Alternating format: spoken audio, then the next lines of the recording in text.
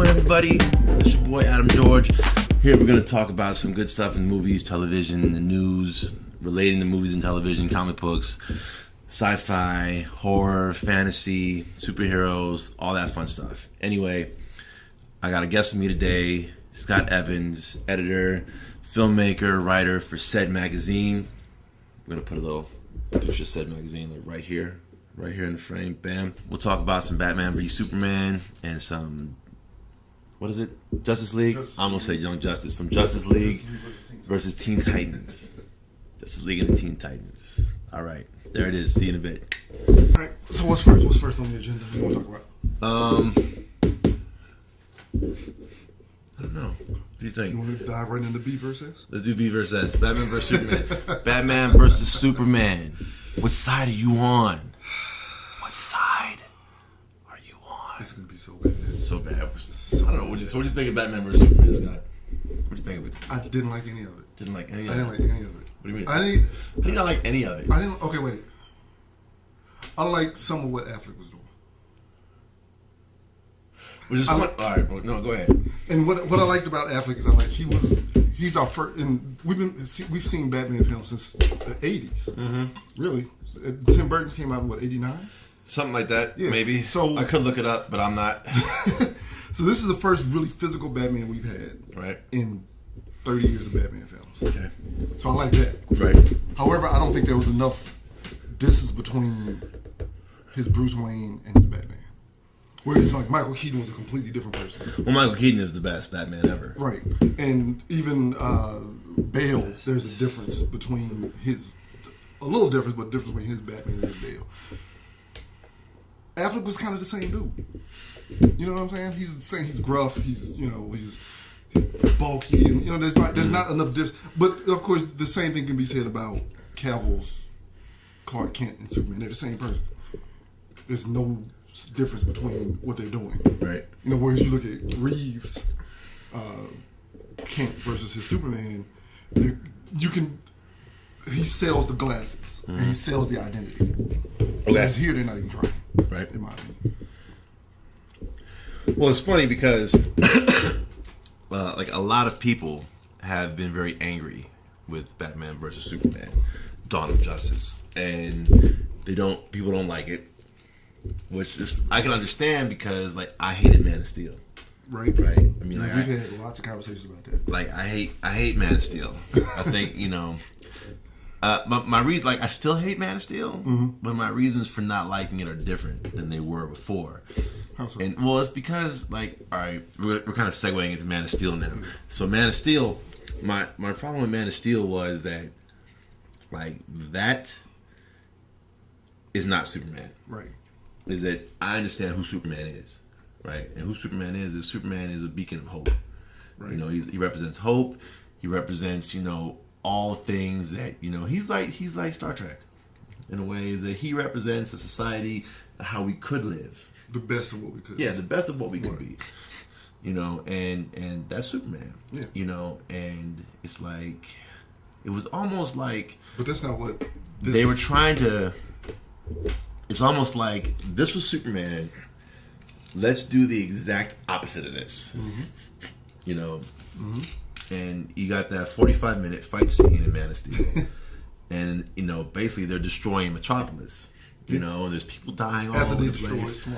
After they destroy Smallville, and it's like all I hear in my head is Christopher Reeve shouting at Zod, saying, "The people, the people." And he's like, That was a great moment. I gotta take this fight somewhere else. I gotta get away from the people. Whereas like, this Superman does the exact opposite. It's almost like, wait. Don't destroy that building. Destroy that building because that one has more people.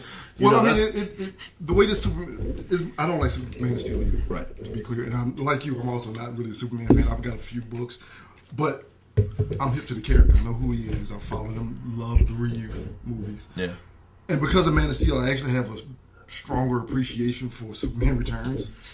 But this Man of Steel, the Henry Cavill version, the Snyder version, the way he behaves actually makes sense given the setup to where Jonathan Kent is basically telling him to not care about people.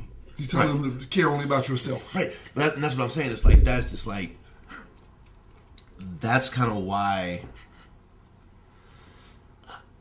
It doesn't work. Like I don't own it, but I am appreciating Man of Steel more, and it leads into an even greater appreciation for BVS, and it's because when I look at Man of Steel and Batman v Superman, like I have to. I prefer not to look at it from the aspect of like, all right, he's adapting Superman, and he's telling. I have to look at it more like I have to look at it the same way everybody's forgetting how they looked at X-Men, but it's like everything was all jumbled and kerfuffled and messed up in that movie, and it's like that. It's like that movie had Patrick Stewart and Hugh Jackman the same way that Batman vs Superman has Ben Affleck. You know, it's like it's one thing. Yeah, and it's like to me, it's the same. Like I don't like the X-Men movies, right? You know, but I watch them. But again, it's like when I watch it, I'm like, to me, it's a Wolverine movie. Yeah, they've all been Wolverine movies, and that's because all the other elements, except for First Class, like all the other elements, you know, are weak. And you know, but then you gotta look at it because you say, well, first you either trick yourself into believing these are awesome movies, or you accept the fact that this is Bryan Singer's version of whatever. You know, it's like, and if you're a comic book person, then you're already being flooded with Earth 2 and Earth 3 and Earth whatever 35, and you gotta kind of look at it like, okay, well, Bryan Singer's X-Men universe is Earth that. Where in his universe, this is how people act. This is how things roll. This is how it works in his universe. And so for me, that's how it is with Zack Snyder. And it's like, this is Zack Snyder's interpretation of people that have these powers. So I don't look at it like this is Superman. This is you know, this is Batman. This is Wonder Woman. This is whatever. I look at it like, okay, Zack Snyder created a world in which there is a person who has Superman-like abilities, and this is his version of what he thinks. But he behaves like a bratty child, right? It's like he thinks like in my head, if Superman really existed, Superman would act like this. And in my head, if there really was somebody who went this path and was this kind of guy after all these years of fighting villains and living this life, he would be like this. And I think that works if you subscribe to the notion that Batman, like that there is no Bruce Wayne. You know, that Batman is the guy, and Bruce Wayne is the mask. You know, right. And if you want to take it like that and say, okay, so this Bruce Wayne is older and he's somewhat retired, and Robin's already died, and he's been fighting people for years. Let me just that in fact, you're not seeing the difference between how he plays Bruce Wayne and how he plays Batman, because there is no more Bruce Wayne. He is always Batman now.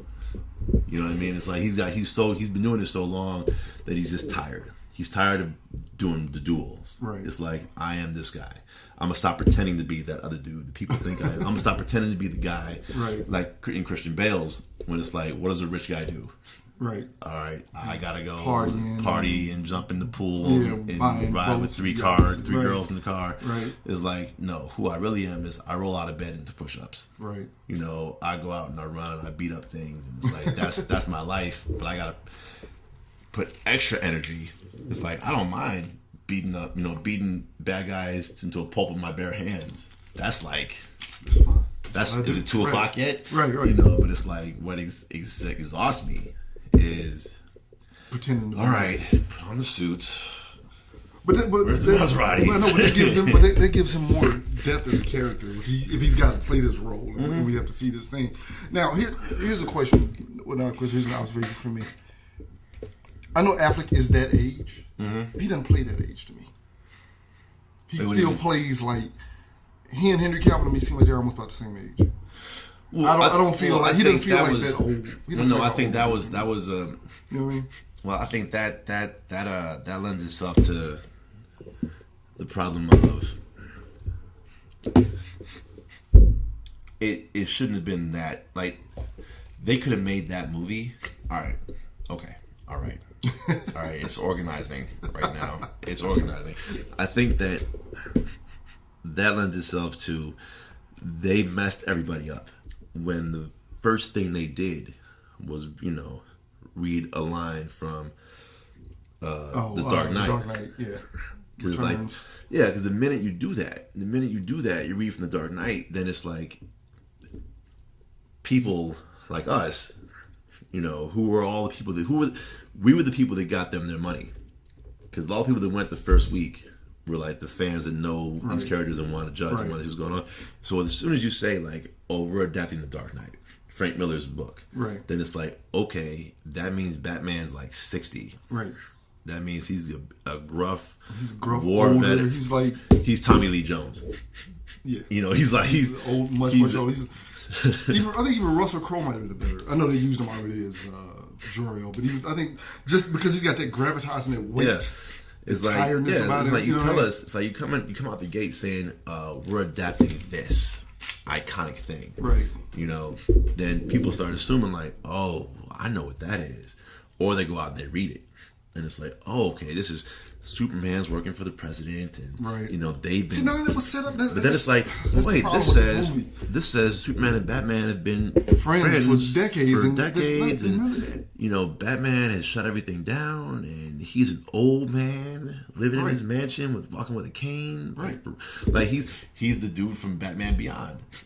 Yeah, and none of that plays in his movie. Right, and that's the problem. It's like you're telling us out the gate that you do an old retired Batman, and then you give us Ben Affleck, who Affleck did great. But it's like, Ben Affleck is like, he doesn't walk like. There's nothing about him that says older man. Yeah, nothing at all. It's like he looks like him. Yeah, him and. That said, he's the best thing in the movie. He is the best thing in the movie. That's it. But I think that was their mistake. Like they could have just not told anybody anything. They just said we're doing Batman and Superman. Jeremy Irons would have been a better older Batman. Yeah.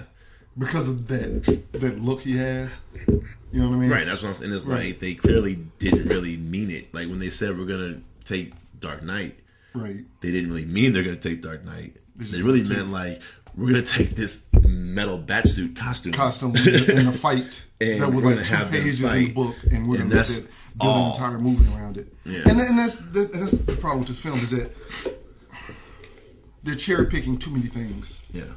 For this film. It's a little bit of Dark Knight Returns. It's a little bit of Death of Superman. Mm-hmm. You know what I mean? It's a little bit of Kingdom Come. It's a little bit of that the thing with Dark Side. What's it called? The Parallax. Something. I know what you're saying. You know what you're saying. With the future, and it's too much going on, and they're not tight. The script's not tight enough for that. It's not working. It's just all these disparate elements that aren't really coming together. So none of it's working. There's no relationship between Batman and Superman, so you don't really care that they fight. So what? I mean, the only people who care about that are people like us, right? Who have already a decades old connection to these two characters. Yeah. But for the film itself, contextually, there's nothing because they don't know each other. Yeah. You know what I mean? I look at it. No, I agree. For me, I liked it.